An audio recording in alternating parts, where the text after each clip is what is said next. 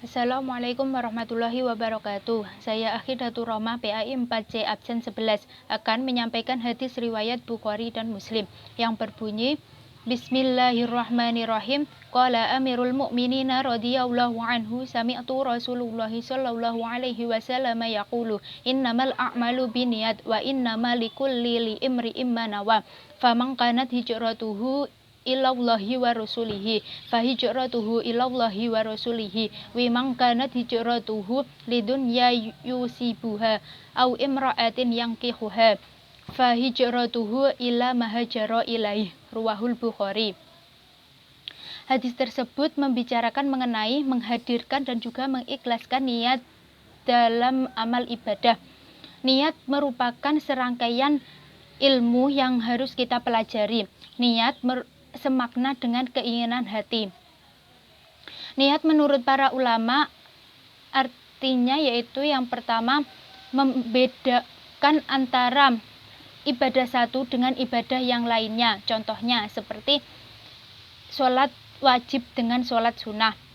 Yang kedua yaitu membedakan antara ibadah dengan adat kebiasaan. Contohnya seperti puasa karena ibadah dengan puasa karena diet. Yang ketiga yaitu untuk membedakan niat tersebut ditujukan ke dalam hal ibadah. Yang pertama, apakah niat tersebut ditujukan untuk Allah?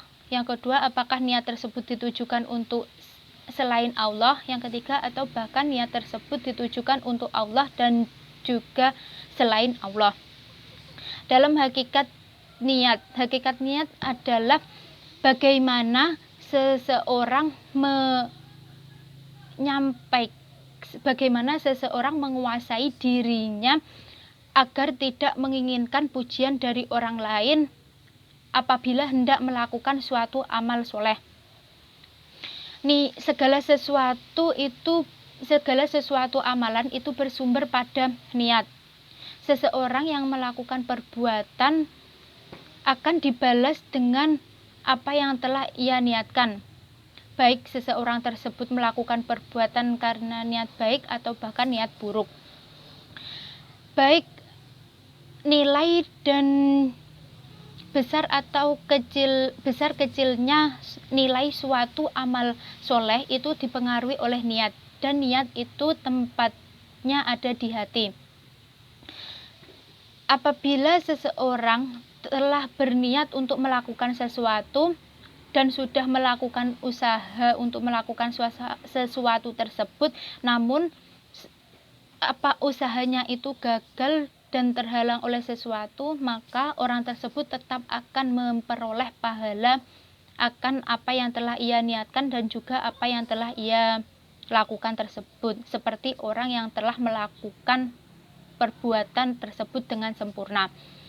Sedangkan orang yang telah berniat untuk melakukan sesuatu namun belum melakukan usaha apapun, maka orang tersebut juga tetap akan menerima pahala mengenai apa yang telah diniatkan tersebut.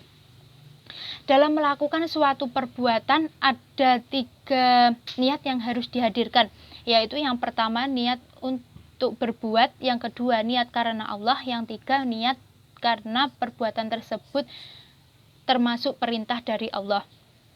Dalam melakukan suatu perbuatan, kita wajib untuk mengikhlaskan apa yang kita perbuat ini semata-mata itu hanya untuk Allah, karena ibadah menjadi tujuan diciptakannya manusia, diturunkannya kitab-kitab, dan juga diutusnya para rasul.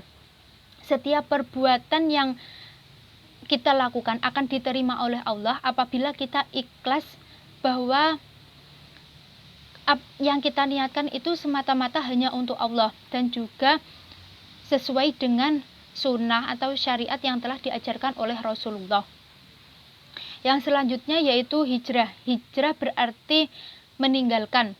Menurut syar'i, hijrah berarti ada 3. Yang pertama, hijrah terhadap tempat. Contohnya seperti berhijrah dari negeri kafir menuju ke negeri Islam. Yang kedua yaitu berhijrah karena berhijrah terhadap amal. Contohnya seperti berhijrah dari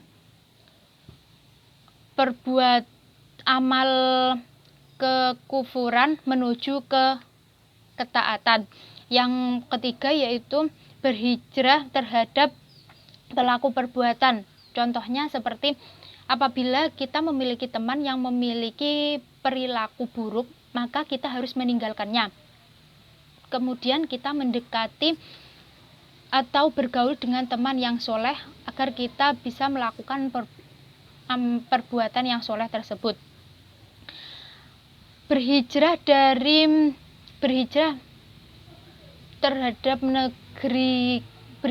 negeri kafir ke negeri Islam itu hukumnya wajib bagi yang mampu.